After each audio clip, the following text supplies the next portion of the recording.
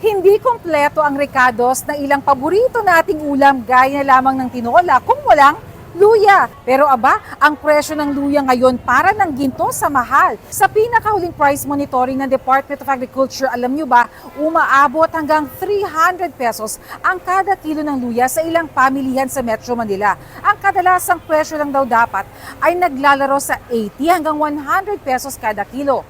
Subukan nating ipakilo ang luya dahil sabi ng mga nagtitinda dito sa Marikina Public Market ay patingi-tingi na lang daw kung mamili ang ilang mga consumer para mapagkasya ang kanilang budget. Pwede pong pakilo nito.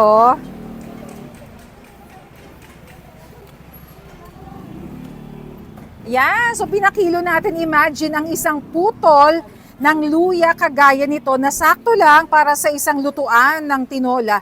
Nasa 32 pesos na kada putol. Kaya naman napakamahal ng presyo ngayon. Pag ganyan yung presyo, tingin na lang, halimbawa puputol sila sa luya, ganun na lang. Hindi muna ako nagluluto ng potahe na may kailangan o menu na kailangan ng luya. So, mag-iba tayo ng menu. Ang solusyon ng Department of Agriculture para maiwasan ang lalo pang pagsipa ng presyo ay mag-angkat ng luya mula sa ibang lugar.